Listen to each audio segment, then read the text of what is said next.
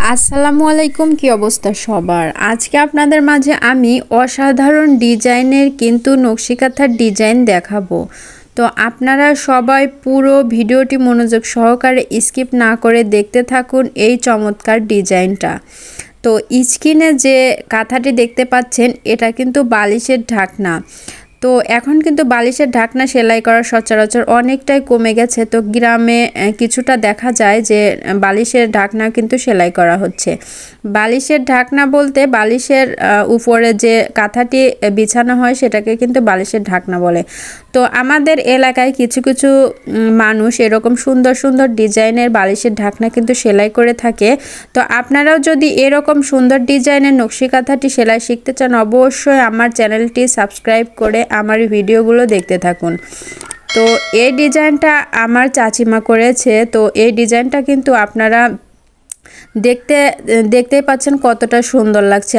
তো এই চমৎকার ডিজাইনটা করার জন্য সর্বপ্রথম এক কালারের কাপড় নিতে হবে। তো আপনাদের বালিশের ঢাকনার মেপে তারপরে আপনারা এরকম কাপড় সিলেক্ট করবেন।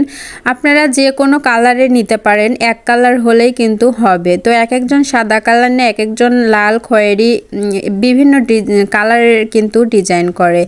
তো এক কালারের কাপড় নিয়ে সর্বপ্রথম যে কাজটি করতে হবে সেটা হচ্ছে সুতা টেনে নিতে হবে।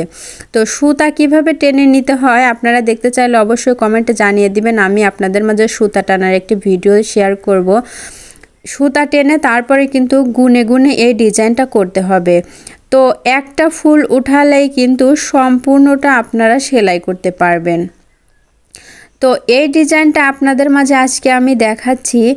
তো আজকে শুধু ডিজাইনটাই দেখাচ্ছি, প্র্যাকটিক্যালে কিভাবে সেলাই করতে হয় পরবর্তীতে আপনাদের মাঝে আমি একটা ভিডিও শেয়ার করব, যে ভিডিওটি আপনারা দেখলেই এই ডিজাইনটা কিন্তু অনায়াসে সেলাই করতে পারবেন।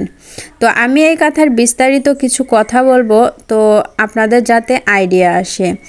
তো সুতা টেনে নেওয়ার পরে তারপরে আপনারা সুতা কিনবেন যে যে কালারের খুশি। তো এই সুতাগুলো কি কালারের কিনবেন, সুতাগুলো আপনারা ভয়েল সুতা কিনবেন। তো অনেক সুতাই কিন্তু দোকানে পাওয়া যায়। তো আপনারা যেটা জামা সেলাই করেন, যে নকশাগুলো করেন, সেই সুতায় দিয়েই কিন্তু করতে হয়।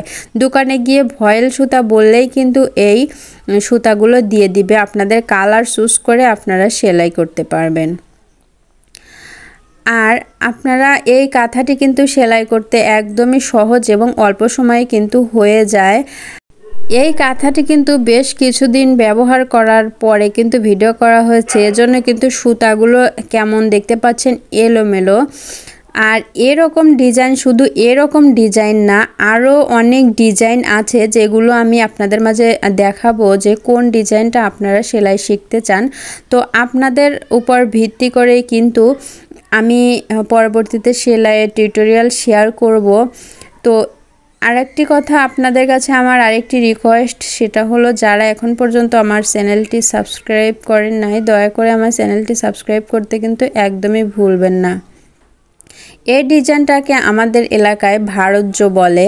তো এক এক জায়গায় এক একটা নাম বলে পরিচিত। তো আপনারা কে কে এই সেলাইটা করতে পারেন আমাকে কিন্তু কমেন্ট করতে একদমই ভুলবেন না। আর আপনারা কি এই ডিজাইনটা শিখতে চান, তাহলে যদি শিখতে চান তাহলে কিন্তু আমাকে কমেন্ট বক্সে জানিয়ে দিবেন। আমি আপনাদের কমেন্টের উপর ভিত্তি করে কিন্তু এই ডিজাইনটার ভিডিও শেয়ার করব। তো এই ডিজাইন সম্পর্কে যদি আপনাদের কোনো প্রশ্ন থেকে থাকে দয়া করে আমাকে কিন্তু কমেন্ট করতে একদমই ভুলবেন না।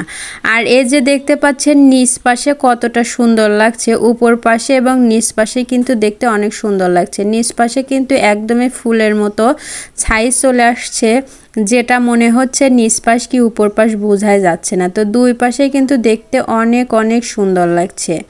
তো আপনাদের কাছে এই কাঁথাটি কেমন লাগছে অবশ্যই কমেন্ট বক্সে জানিয়ে দিবেন। আর এই সেলাইটা যদি শিখতে চান সেটাও কিন্তু আমাকে জানিয়ে দিবেন।